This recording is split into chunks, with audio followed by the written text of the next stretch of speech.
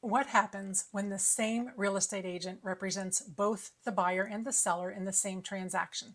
Sounds convenient, right? But what many buyers and sellers don't realize is that dual agency can completely change how negotiations, confidentiality, and representation work during a real estate transaction. And depending on the situation, it could potentially cost one side thousands of dollars. Today, I want to explain what dual agency actually is, how it works here in Pennsylvania, the pros and cons, and why buyers and sellers need to fully understand what they are agreeing to before moving forward. Hi everyone, I'm Diane McConaghy with REMAX Select Realty here in Pittsburgh, Western Pennsylvania. I was recently featured in a national real estate article discussing dual agency and what buyers and sellers should know before entering this type of representation agreement. And honestly, with all of the recent changes involving buyer representation agreements and agency disclosures, this has become one of the biggest areas of confusion for consumers. So let's start with the basics. Dual agency happens when the same real estate agent represents both the buyer and the seller in the same transaction. In a traditional real estate transaction, the seller has their own agent whose job it is to help them get the best price, the best terms possible. The buyer has their own agent whose job is to help negotiate the best deal and protect their interests throughout the process. But in a dual agency situation, one agent is attempting to work with both sides, and that changes things dramatically. Now, in Pennsylvania, dual agency is legal, but it must be disclosed early in the process, and both parties have to agree to it in writing. I personally explain dual agency when clients first sign their listing agreement or a buyer agency agreement because I want people to fully understand what changes if one agent represents both sides. And here's the important part. Once an agent becomes a dual agent, they can no longer fully advocate for one side over the other. That means they cannot share confidential negotiating strategies, they cannot push aggressively for one side, and they have to remain more neutral throughout the transaction. And this is where buyers and sellers really need to pay attention because buyers and sellers naturally want different things.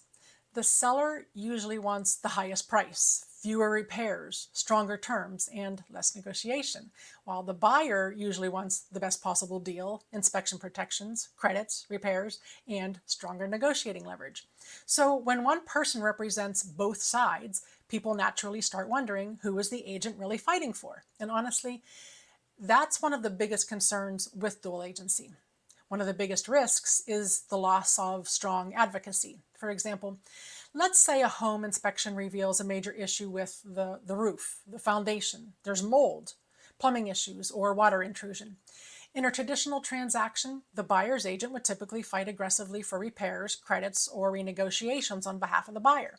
But in a dual agency situation, the agent has limitations because helping one side too aggressively could hurt the other side. Another concern is confidentiality. Agents often know how high a buyer is willing to go, how low a seller may be willing to accept, financial motivations, timeline pressures, and negotiation strategies. Even unintentionally, that can create uncomfortable situations for both parties.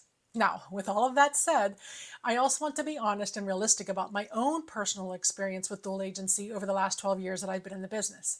I have participated in many dual agency transactions throughout my career. And thankfully, all of them have worked out well. But I also believe a big reason for that is because I am extremely selective about when I will even consider it. In most of those situations, I had already been working with the buyer for quite some time. I understood their personalities, their expectations, their communication style, and overall goals very well before we ever entered into a dual agency situation. In addition, these were typically situations where I already knew the property very well, and I knew that there were no known major material defects or major concerns that were likely to create difficult negotiations later in the transaction. Personally, if I know a house has significant issues or I believe a transaction has strong potential for conflict, I would never recommend dual agency. That's because once inspections, repairs, credits, or emotional negotiations become difficult, the situation can become much more complicated for everyone involved. And the reality is, while dual agency has worked well for me personally over the years, it does not always work well for every agent. A lot of this comes down to experience, communication, transparency, personality management, and most importantly, integrity. It's also critically important to understand how to keep both parties informed while remaining neutral throughout the process. There are situations where dual agency can help simplify communication and create a smoother transaction. Some buyers also believe working directly with the listing agent may help strengthen their offer because communication is more streamlined.